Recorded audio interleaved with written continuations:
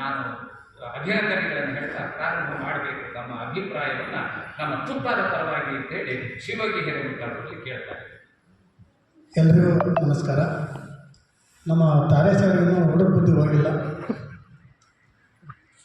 ನಾವೆಲ್ಲ ಆತ್ಮೀಯರೇ, ನಮ್ಮಲ್ಲೇ ಜಗಳ ಹಚ್ಚೋಕ್ಕೆ ಈ ಕಾರ್ಯಕ್ರಮ ಆಯೋಜನೆ ಮಾಡಿದ್ರು ಅಂತ ನಾನು ಅಂದ್ಕೊಂಡಿದ್ದೀನಿ.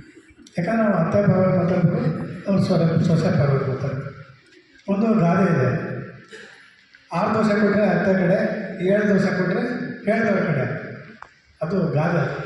ಅದು ಯಾಕಂದರೆ ಅತ್ತೆ ಸೊಸೆ ಒಂದು ನೋಡ್ಕೊಂಡು ಬಂದ್ವಿ. ನಾವು ಅವ್ರ ಮನೆತನ ನೋಡಿದ್ವಿ, ಹುಡುಗನ್ ನೋಡಿದ್ವಿ, ಆಮೇಲೆ ಅವ್ರದ್ದು ಇರಸ್ತಿಗೆ ನೋಡಿದ್ವಿ, ಜನರ ಹತ್ರ ಅವ್ರ ಅಭಿಪ್ರಾಯ ಕೇಳಿದ್ವಿ. ಎಲ್ಲ ಕೇಳಿದ್ರಿ, ನಾನು ಕೇಳೋದಕ್ಕೆ ಉತ್ತರ ಕೊಡ್ರಿ. ಏನಮ್ಮ ನಿಂದು ಏನಿದೆ ಅದನ್ನ? ಅವ್ರ ಮನೆಯೊಳಗೆ ಬೆಕ್ಕಿತ್ತ, ಅವ್ರ ಮನೆಯೊಳಗೆ ಇಲಿ ಇತ್ತ, ಅವ್ರ ಮನೇಲಿ ಸೊಳ್ಳೆ ಇತ್ತ ಅಂತ ಅವಳು ಕೇಳಿದ್ವಿ. ಇಲ್ಲಮ್ಮ ಅಂತ ಏನೂ ಇರಲಿಲ್ಲ, ನೀನೇನು ಚಿಂತೆ ಪಡಬೇಡ, ಬೆಕ್ಕು ಇರಲಿಲ್ಲ ಅವ್ರ ಮನೆಯಲ್ಲಿ, ಅವ್ರ ಮನೇಲಿ ಸೊಳ್ಳೆನೂ ಇರಲಿಲ್ಲ, ಅವ್ರ ಮನೇಲಿ ಇಲಿನೂ ಇರಲಿಲ್ಲ, ನೀನೇನು ಚಿಂತೆ ಪಡಬೇಡ, ಹಾಗಾದ್ರೆ ನನಗೆ ಆ ಮನೆ ಬೇಡ ಅಂತ. ನನಗೆ ಆ ಮನೆ ಬೇಡ ಅಂತ. ನಿಮ್ಗೇನು ತಲೆ ಕೆಟ್ಟಿದ್ದೇನಮ್ಮ? ಬೆಕ್ಕಿಲ್ಲ, ಇಲಿ ಇಲ್ಲ, ಆಮೇಲೆ ಸೊಳ್ಳೆ ಇಲ್ಲ, ಅದನ್ನ ನಾವು ಹೇಳ್ತಿದ್ದೀವಿ. ಇದೆ ಅಂತಿದ್ದಲ್ಲ, ನಾವು ಇಲ್ಲ ಅಂತಿದ್ದು ಯಾಕೆ ಒಪ್ಪಲ್ಲ? ಆ ಇಲ್ಲ ಅಂತಿದ್ದಕ್ಕೆ ನಾನು ಬೇಡ ಅಂತಿದ್ದೀನಿ. ಯಾಕಮ್ಮ ಬೇಡ?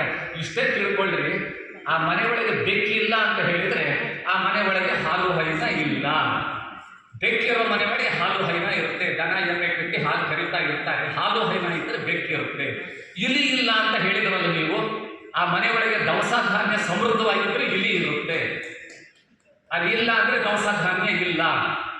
ಆ ಮನೆಯಲ್ಲಿ ಸೊಳ್ಳೆ ಇದೆ ಅಂತಂದರೆ ಸುತ್ತಮುತ್ತ ಎಲ್ಲ ಹಸಿರು ಗಿಡ ಹುಲ್ಲು ಎಲ್ಲ ಇದೆ, ಅಲ್ಲಿ ಹಸಿರು ಇಲ್ಲ ಅಂತ ಇದೆ, ಅದಕ್ಕೆ ಸೊಳ್ಳೆ ಇಲ್ಲ. ಇಲಿ ಇಲ್ಲ, ಬೆಕ್ಕಿಲ್ಲ, ಸೊಳ್ಳೆ ಇಲ್ಲ ಅಂದ್ರೆ ಆ ಮನೆ ನನಗೆ ಬೇಡ ಅಂದ್ರು. ನೋಡಿ, ಇದಕ್ಕೊಂದು